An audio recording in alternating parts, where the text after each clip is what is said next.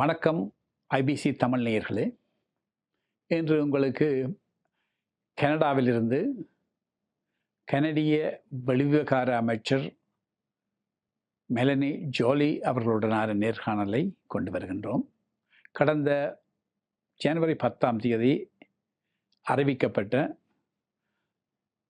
மஹிந்த ராஜபக்ச, கோத்தாபய ராஜபக்ச மேலும் 2 இராணுவ அதிகாரிகள் மீதான இலக்கு வைக்கப்பட்ட தடைகள் குறித்து மேலதிகமான தகவல்களை தருவதற்காக அமைச்சர் ஜோலி இங்கு காத்திருக்கின்றார். Welcome, Honorable Minister Melanie Joly. Thank you, Tom. Bienvenue, bonjour, bonjour, bonjour. French. Trying. First of all, the Tamil community world over are very excited and received your recent announcement on January 10th of these targeted sanctions on 4 Sri Lankan individuals. Most of them are very familiar with what's going on back home, and then they are still not clear about the purpose and the timing of this announcement. I would appreciate if you could elaborate on that, please. Well, first and foremost, thank you for hosting me. It's a pleasure to have the chance to talk to you and answer your questions. We've been working on this for some time. Obviously, the community has been asking for justice, and to be able to have justice, you need accountability. There's been so much pain and suffering for so long. There needs to be closure, and to do that, there needs accountability, and that's only possible at the international level. Now, there's a fantastic member of parliament for Scarborough Rouge Park, Gary and Sagari, that has been working on this for years. But overall, when you look at it, Canada is a strong defender of human rights, and also a strong defender of the international multilateral system that has as its core the fact that human rights must be defended and are universal. So countries cannot hide behind behind national legislation to basically not look into the issues of human rights violations within their own jurisdiction. So, and Canada also for years have been pushing even more the question of accountability at the international level. For international law cannot work if the question of accountability is not dealt with. So it is just in line with our international approach. And that is why we decided to listen. We decided to take strong sanctions against the Rajapaksa brothers and others. And our goal is to make sure that other countries, particularly G7 countries, follow suit. The 4 Sri Lankans, namely Gotabaya Rajapaksa, Mahinda Rajapaksa, Staff Sergeant Sunit Radnayake, and Lieutenant Commander Sandana Prasad Hettiaraj. There are 4 individuals. 2 of them are ex-presidents of Sri Lanka, and then the rest of them are from military background. And then they have been already tried by the people of Sri Lanka, especially Tamil people. They have committed heinous crimes, and then nothing has been done, and they were let go free, even though one of them was jailed, and he was pardoned by the president, Gotabaya Rajapaksa, was let go free. And all the sanctions that you brought or announced recently, how are they going to address these? How are they going to bring them out? In the impact. What's the impact of that, and what's the how is expected to affect them? Yes. So first and foremost, all their assets that they could have in Canada would be frozen, and at the same time, they're not allowed to come here. So we know that we're doing our part, but we know also that we have to make sure that we lead a movement. and bring other countries from the G7 to do that. To do that. So that's our goal. You've been seeing since the war in Ukraine that many jurisdictions in the world have come up with sanctions. We've done so on against Russian oligarchs, against Belarusian enablers, also against Iran and the RGC officials. We've done so. So we wanted to make sure that on Sri Lanka, at a time where the country is at the crossroads between making sure that they abide by the international norms or not, that we would be sending a right message. But it's good that you brought the comparison. Ukraine versus Sri Lanka, right? So there are, for the members of G7, they have more benefits in addressing Ukraine issues than you addressing Sri Lankan issues. Well, I wonder how soon or how effective that you can bring others on board on this issue, particular issue. Well, that's my goal. That's your goal. That's my goal, and I'll be bringing it up so the community and the people of Tamil descent on the island can know that that will be the case. Because, you know, in any form of work that needs to be done in order to bring peace on the island, there must be truth. And there must be truth, and human rights violators need to know that the world is watching. And so that's exactly what we're doing, and we'll continue to put pressure. So is this a follow-up on UNHRC resolution? So there's two things. Well, there's three things. Of course, we're sanctioning key human rights violators. And I've mentioned the Rajapaksa brothers and others. We also will continue to support humanitarian efforts on the island because vulnerable communities need help. And that's recently you announced $3 million. Exactly, and that's what Canada does. We will continue to champion the issue at the UN Human Rights Council. Canada has been also leading in terms of funding and pushing for accountability within the UN. We believe in this international system, and that's why we're investing in it.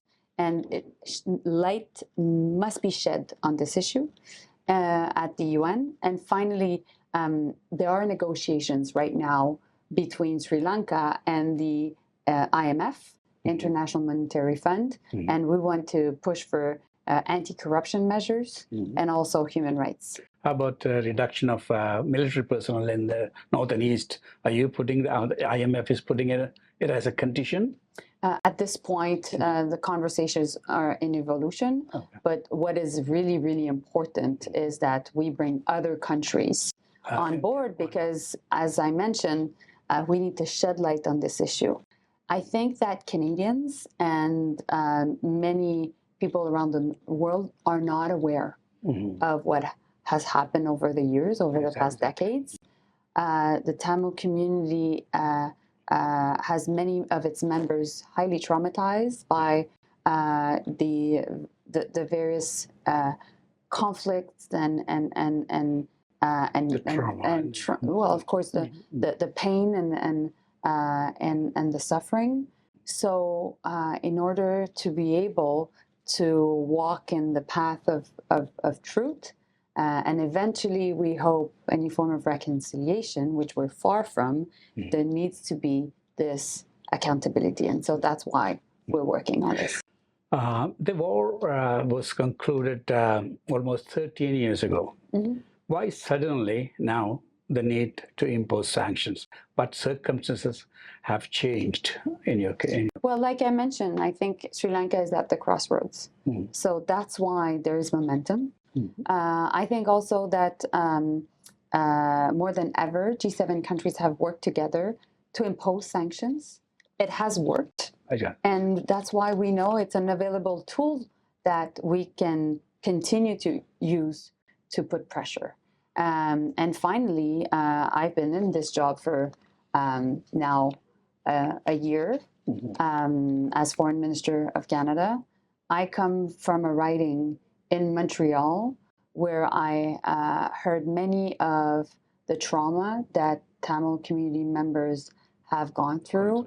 I've heard their stories by going into their apartments and sharing coffee and tea with them.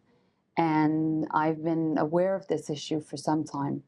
And while I'm in this position, I will work to make sure that justice is sought, and I will make it a priority, period.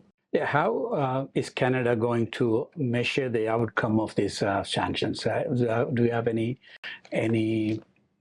protocols or some measures? Well, the power of diplomacy is extremely effective.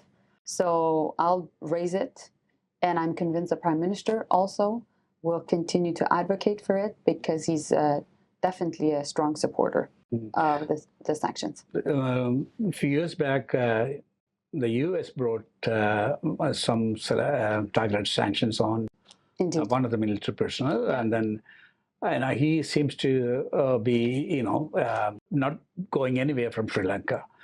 And like you said, countries like Australia, Italy, those mainly those countries are the main targets of Sri Lankan military personnel to travel. Are you working with them to extend these sanctions through those countries as well, or you are collectively working on G7 countries? I have a good relationship with Penny Wong, who's the foreign minister from Australia. I have good relationships with actually many foreign ministers. So I'll do my job and I'll raise it for sure. Is there anything that the Tamil community, the Tamil diaspora all over the world could do to add your efforts?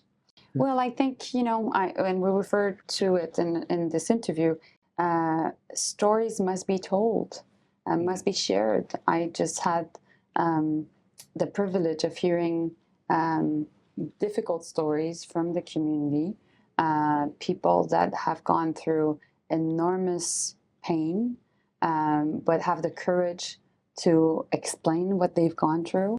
And I think the world needs to know. Because I really think that Canadians and many people around the world are not aware.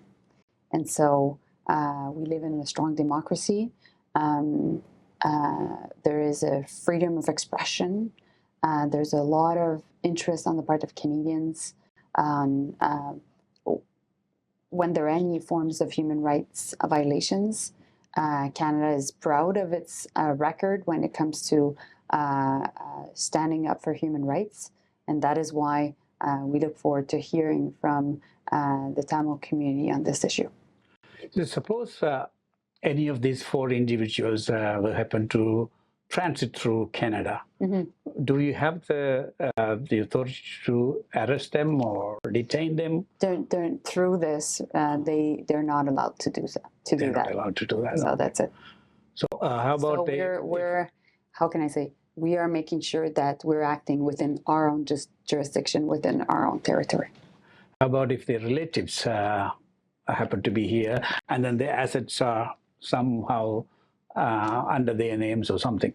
So under this process, their assets are being seized, and also it has an impact on any assets that are linked to them.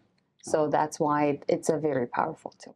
And that's why we use it only in certain circumstances. And I thought that it was important to use these tools because of because circumstances were commanding us to do so. Is there any, or are there any stated time frame these sanctions should be applied?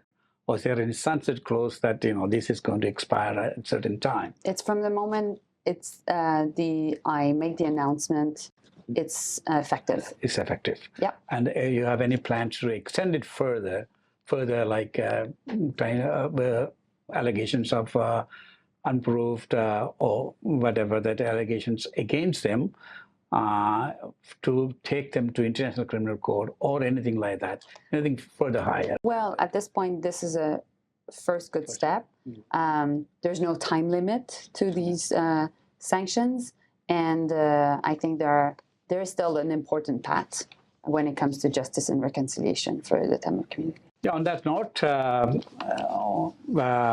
really appreciate on behalf of Tamil community and Tamil community all over the world for participating in this interview and bringing out shedding more light on the issues that Tamil community is facing, and we really appreciate, and we also Honorable MP Gary Anand Sangari for having to arrange this interview.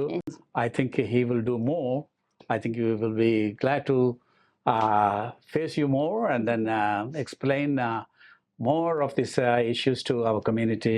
Thank you very much for participating in this on behalf of everyone. Thank you. Thank you, Dan. Thank you all. இதுவரை நேரமும் IBC Tamil நேயர்களுக்காக கனடாவிலிருந்து கனடிய வெளிவிவகார அமைச்சர் Melanie ஜோலி அவர்களுடனான ஒரு உரையாடலை கொண்டு வந்திருந்தோம். கடந்த ஜனவரி 10ஆம் தேதி இலங்கை மீது இலக்கு வைக்கப்பட்ட தடைகளை கனடிய அரசு அறிவித்திருந்தது. அது தொடர்பான மேலதிக தகவல்களை நாங்கள் இன்று அமைச்சரிடமிருந்து பெற்று உங்களுக்கு கொண்டு வந்திருந்தோம். இன்னும் ஒரு தடவை இதே போன்று மேலதிக தகவல்களை கொண்டு வருவதற்கு நாங்கள் தயாராக இருக்கின்றோம். அதுவரை உங்களிடமிருந்து விடைபெறுவது கனடாவிலிருந்து டாம் சிவதாசன். நன்றி, வணக்கம்.